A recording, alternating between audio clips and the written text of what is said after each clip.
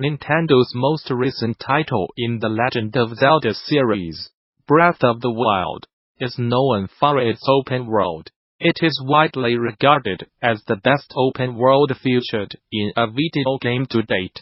But what makes it so well received? There are many techniques that were used to guide the player in Breath of the Wild, and I will write about one that I find especially interesting. The triangle approach has been discussed by Nintendo, where the majority of shapes in the open world were triangular, inviting players to make the choice to climb up it or move around it. This both resulted in the slow reveal of the landscape and structures behind it. However, I want to write about something different, based on how Nintendo guides players to key points on the map. Nintendo uses topography and the height of specific locations on the map to gravitate players toward key locations. Like a boulder rolling into a pit, the player naturally ends up in the valleys and crevices of the geography. To begin, the traversal capabilities the player uses to navigate the environment must be noted. The car traversal abilities that the player has are walking, climbing, gliding and shield surfing. Horseback riding and swimming are excluded since they are dependent on other factors. These traversal abilities dictate where the player can go, and based on them, it is clear that the player can get to many places as long as their stamina permits. They can climb to the top of any mountain, swim across any body of water, fall from any height. But when the player has such wide coverage in a three-dimensional space, how is it that they go where designers want them to go? Thinking of the car traversal abilities a little deeper, there are limitations to them. Walking is the baseline for the player. As long as they are on solid ground, they can move along it. However, the player cannot walk along a slope too steep, as they will either automatically climb up onto it if they are ascending, or fall downwards if descending. The player can climb, which provides a straightforward path from A to B, but at the cost of several other factors. The player moves much slower as they climb, resulting in a drastic change of pace. The player can only see the object that they are climbing, resulting in less visual information on where they are going. And finally, the player must now manage their stamina, introducing the risk that they could lose their progress or get injured. Gliding is the fastest way to traverse, given that the player can activate it by being mid-air and high enough off the ground. The cost of this is that the player gradually loses height. The stamina depletion of gliding is relatively low. Shield surfing is like gliding, although can only be initiated along the ground. The player only gains momentum if they are going downhill, and can continue for as long as they are going downwards and their shield is intact. What do all of these traversal capabilities have in common? It's the fact that going down is easier than going up. When the player is tasked with getting to a certain location, along the way they will naturally find themselves going downwards. Based on their traversal abilities, they will tend to use the paraglider whenever available for the increase in speed, or run along paths. They will only climb when an obstacle directly obstructs the path where they want to go and no other path is viable. The player will be choosing to go down much more often than up, because the traversal abilities correlate down with forward. Additionally, since going upwards is much more difficult, it becomes a much weightier choice whether the player wants to spend time or resources going over obstacles instead of around them. While keeping this in mind, Nintendo had designed Hyrule to guide the player to key locations by ensuring that each spot is situated in a sunken area of the map. Looking at the game specifically now, if the main goals of Breath of the Wild is to conquer all 5 divine beasts, then the player must go to each location that allows you to access them.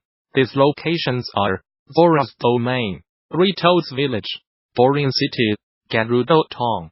Below is a height map, created by Kevin Jensen, that is on GitHub. Where the lighter the area is, the higher up it is, marking over certain spots.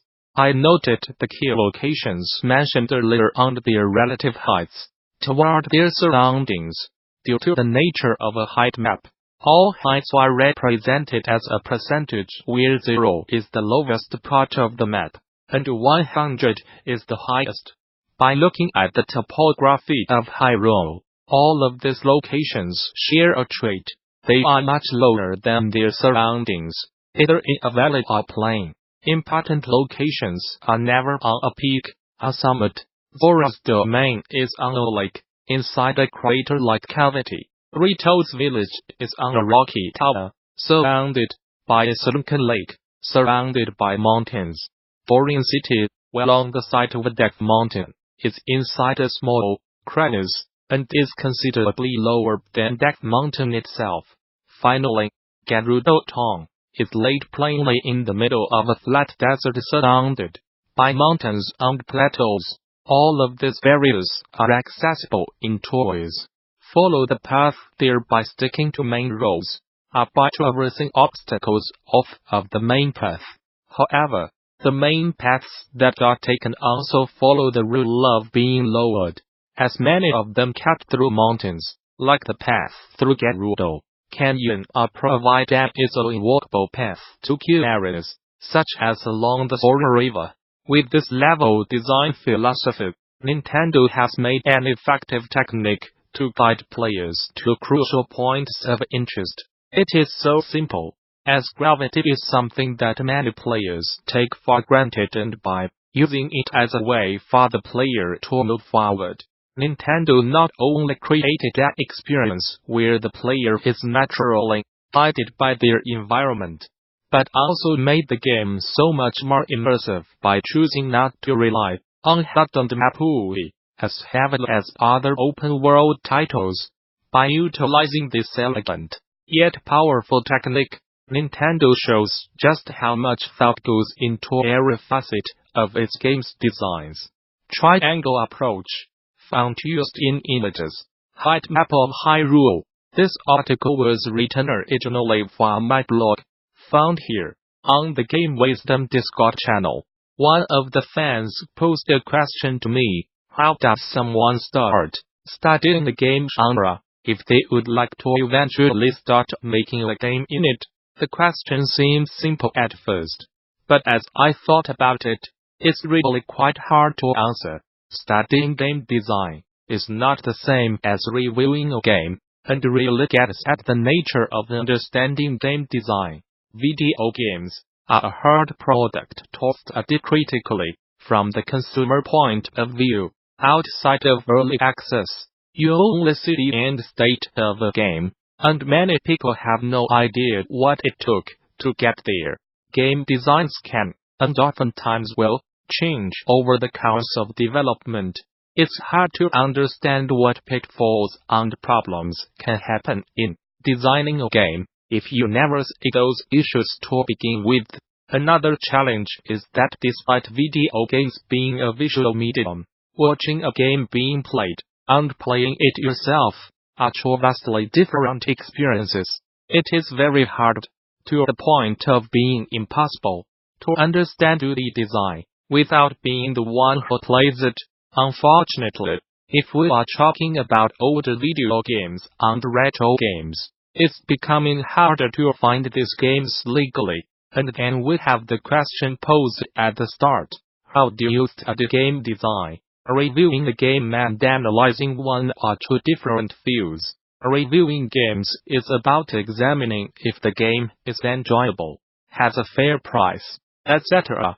There's less of a long-term look at a title when reviewing, and more focused on this particular moment in time. Studying a design is about understanding what aspects of the game work, what does not work, and looks at things deeper.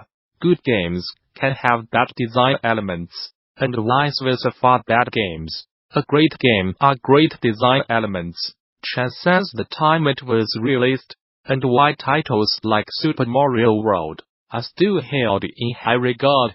If you never started a video game before, asking someone to do it immediately would be like dropping them in a foreign country and tell them, learn this language fluently. As with making a video game, there is no set checklist on how to learn game design. But I can give you a few tips I have picked up over the years.